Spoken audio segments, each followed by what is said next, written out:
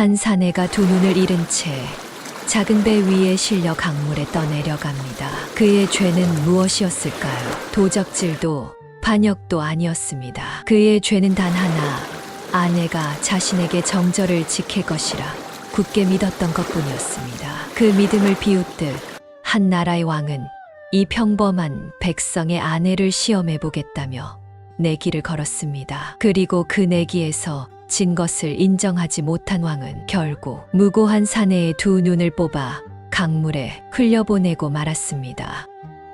이 이야기는 전설이 아닙니다.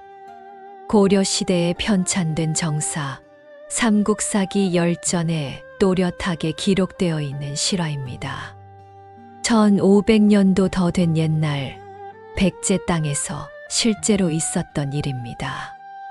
앞을 보지 못하게 된 남편을 찾자 한 여인은 목숨을 걸고 강을 건넜습니다. 오늘은 이 처절하고도 아름다운 부부의 이야기를 역사의 기록을 따라 여러분께 들려드리겠습니다. 이 이야기가 기대되신다면 오늘도 구독, 좋아요로 응원 부탁드립니다. 때는 백제가 한강 유역에 도읍을 두고 있던 시절이었습니다. 지금의 서울 인근 한강이 굽이쳐 흐르는 그 땅에 도미라는 사내가 살고 있었습니다. 도미는 신분이 낮은 평민이었습니다. 벼슬도 없고 재물도 넉넉지 않았지만 그에게는 한 가지 자랑할 것이 있었으니 바로 아내였습니다. 사서에는 그녀의 이름이 전해지지 않지만 그 미모와 절액만큼은 또렷이 기록으로 남아 있습니다. 곱고 단아한 자태는 물론이거니와 무엇보다 마음가짐이 굳고 의리가 깊어 한성 도읍 안에서도 칭송이 자자했습니다. 도미와 그의 아내는 넉넉하지 않은 살림이었으나 서로를 아끼며 조용히 살아가고 있었습니다. 두 사람 사이의 정은 남달라서 도미는 아내의 절개를 두고 누구에게든 자신 있게 말하곤 했습니다. 내 아내는 비록 몸은 연약하나 그 마음만은 어떤 위협 앞에서도 흔들리지 않을 것이요. 이 소문이 결국 한 사람의 귀에까지 들어가고 맙니다. 바로 백제의 왕 계루왕이었습니다. 계루왕은 도미처의 미모와 절행에 대한 소문을 듣고는 흥미와 의구심이 동시에 일었습니다. 한낱 평민의 아내가 그리 대단한 절개를 지녔다는 것이 믿기지 않았던 것입니다. 왕은 도미를 궁으로 불러들였습니다. 신분이 낮은 백성으로서는 감히 거스를 수 없는 부름이었습니다. 계루왕은 도미를 앉혀두고 짐짓 여유로운 투로 물었습니다. 내 아내의 절행이 그리도 높다고 들었다. 하나 물은 여인의 마음이란 것이 그 누구도 완전히 알 수 없는 법. 만약 내가 은밀한 자리에서 좋은 말로 꿰어낸다면 그래도 그 마음이 변치 않겠느냐? 도미는 조금의 망설임도 없이 답했습니다. 소인, 제 아내의 마음을 잘 알고 있사옵니다. 설령 죽음이 눈앞에 닥친다 한들 그 마음은 결코 변치 않을 것이옵니다. 이 단호한 대답이 오히려 계루왕의 오기를 자극했습니다. 왕이라는 신분과 권력 앞에서도 흔들리지 않을 여인이 있다는 것을 왕은 인정하고 싶지 않았던 것입니다. 그렇다면 내 직접 시험해 보리라. 계루왕은 도미를 궁에 볼모로 붙잡아 둔 채 은밀히 계략을 꾸미기 시작했습니다. 계루왕은 곁에 있던 신하 하나를 골라 왕의 옷을 입히고 도미의 집으로 보냈습니다. 마치 왕이 친히 행차한 것처럼 꾸민 것입니다. 이 가짜 왕은 도미의 아내 앞에 이르러 짐짓 위험 있는 목소리로 이렇게 고했습니다. 내 오래전부터 그대의 아름다움을 익히 들어왔다. 하여 도미와 내기를 하였는데 내가 그 내기에서 이겼다. 이제 그대의 몸은 내 것이 되었으니 오늘 밤 나를 모시도록 하라. 도미의 아내는 그 자리에서 얼굴빛 하나 변하지 않았습니다. 하지만 그 침착함 속에는 이미 위기를 직감한 날카로운 판단이 자리하고 있었습니다. 그녀는 고개를 조아리며 이렇게 대답했습니다. 나라의 임금께서 하시는 말씀을 어찌 감히 거스르겠나이까. 다만 지금 이 몸이 누추하고 옷차림이 정갈하지 못하니 잠시 옷을 갈아입고 뒤따라 들어가겠나이다. 청컨대 대왕께서는 먼저 방에 드시어 기다려 주시옵소서. 그럴듯한 이 말에 가짜 왕은 별다른 의심 없이 방 안으로 먼저 들어가 기다렸습니다. 방문이 닫히자 도미의 아내는 재빨리 움직였습니다. 그녀는 오갈 데 없어 자신의 집에 얹혀 살며 부엌일을 돌보는 처녀 아이를 불러들여 자신의 옷을 입히고 자신의 놀이개와 머리 장식으로 곱게 단장시켰습니다. 어둑한 방 안에서라면 언뜻 보아 구분이 가지 않을 만큼 정성을 들인 위장이었습니다.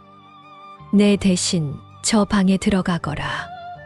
목숨이 위태로운 일이니 부디 침착하게 행동하여라.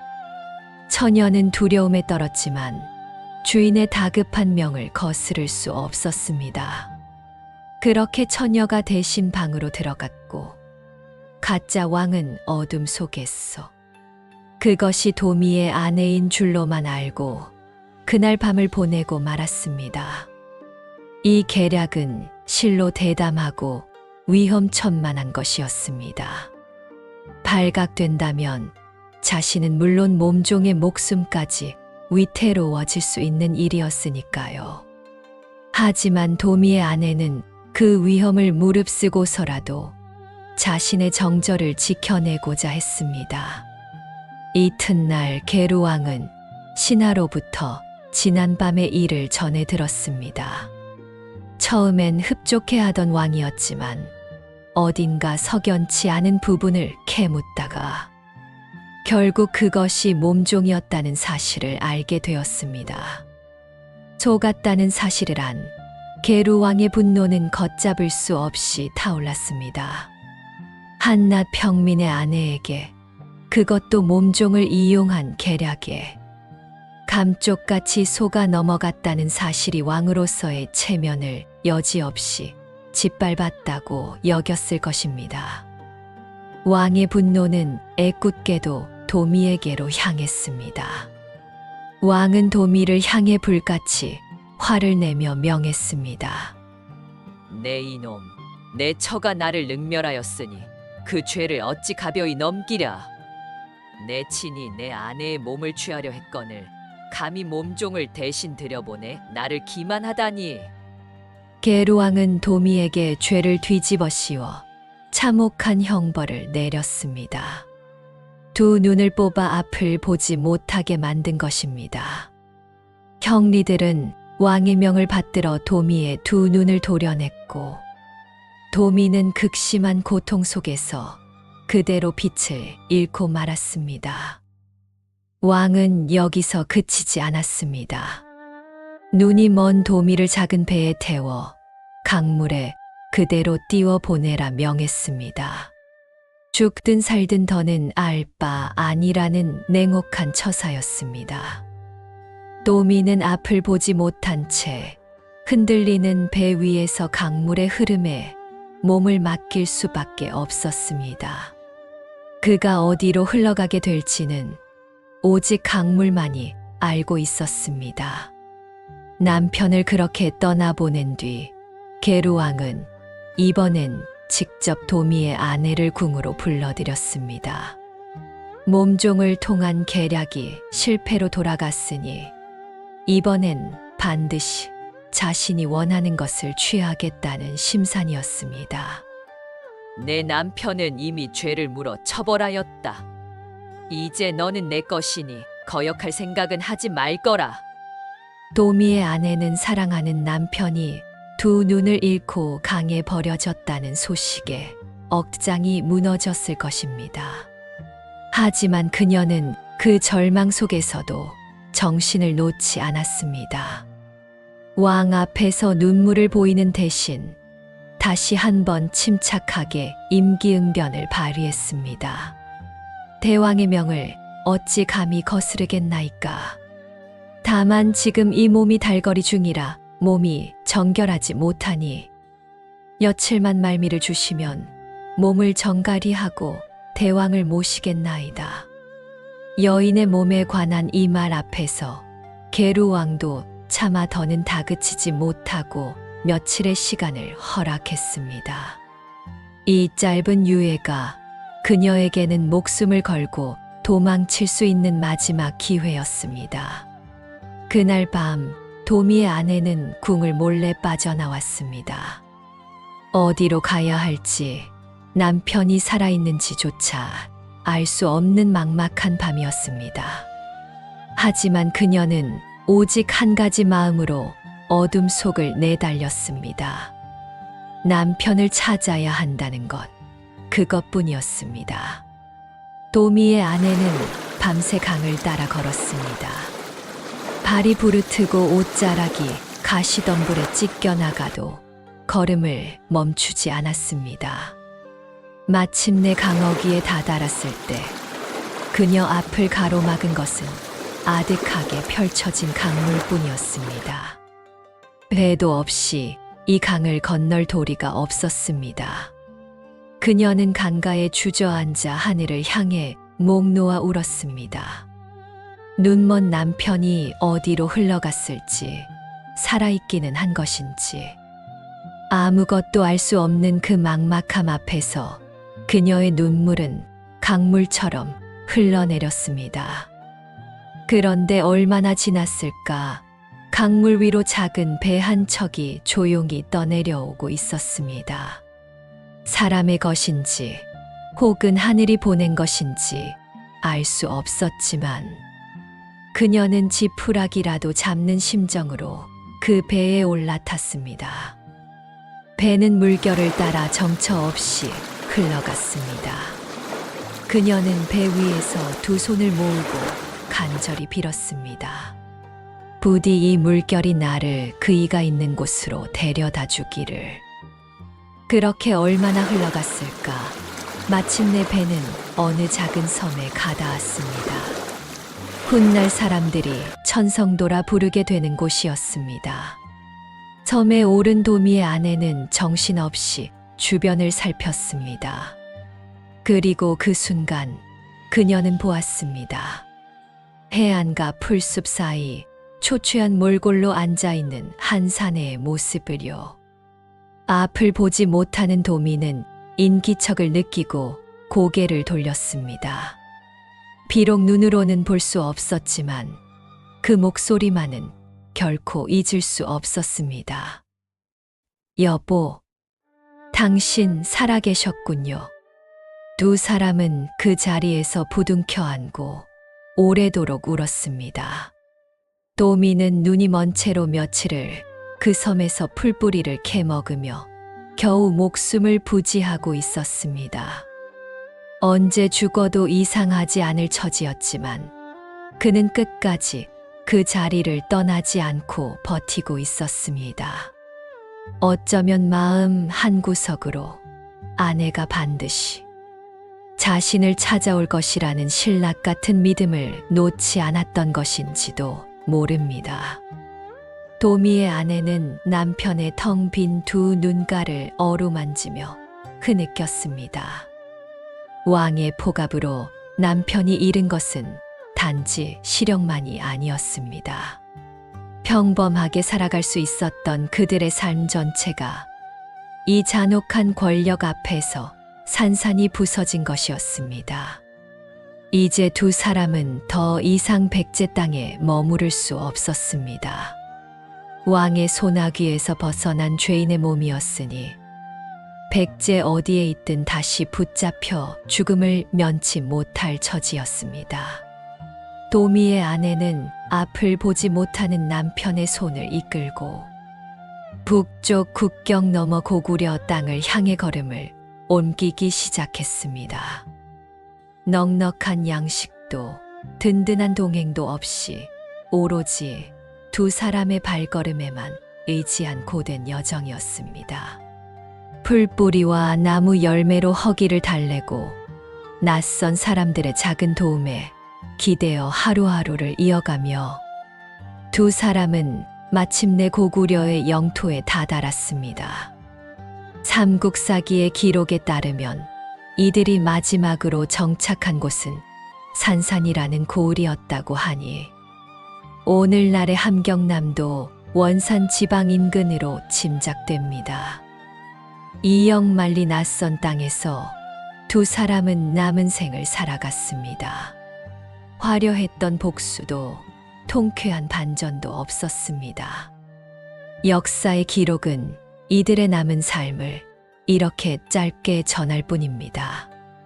마침내 그곳에서 궁핍하게 일생을 마쳤다. 가진 것 없이 그러나 서로의 곁을 지키며 살아간 삶이었습니다. 여러분 중에는 혹시 이 이야기가 어딘가 허무하다고 느끼시는 분도 계실지 모르겠습니다. 그토록 처절한 고난을 겪었으면서도 이 부부에게는 통쾌한 복수도 악한 왕에 대한 준엄한 심판도 주어지지 않았으니까요. 훗날 이 이야기를 각색한 여러 창작물에서는 도미의 아내가 남편의 눈을 치료해주고 훗날 고구려의 장수왕이 백제를 정벌할 때 이 부부를 앞세워 계로왕을 처단하게 하는 통쾌한 결말을 덧붙이기도 합니다. 실제로 훗날 고구려 장수왕이 백제의 수도 한성을 함락시키고 왕을 죽인 것은 역사적 사실이니 그 뒷맛 씁쓸함을 달래고자 후대 사람들이 이런 상상을 더한 것이겠지요. 하지만 정사의 기록은 냉정합니다. 권력을 가진 자가 힘없는 백성을 유린하고 그 백성은 복수는커녕 목숨만 겨우 부지한 채 타국을 떠돌아야 했던 것이 이 이야기의 진짜 얼굴입니다. 그리고 어쩌면 바로 이 냉정함이야말로 이 이야기가 1500년이 지난 지금까지도 사람들의 마음에 남아있는 이유일 것입니다. 이 이야기 속에서 진정 빛나는 것은 왕에 대한 복수가 아니라 어떤 위협과 시련 앞에서도 서로를 향한 믿음을 저버리지 않았던 두 사람의 마음입니다.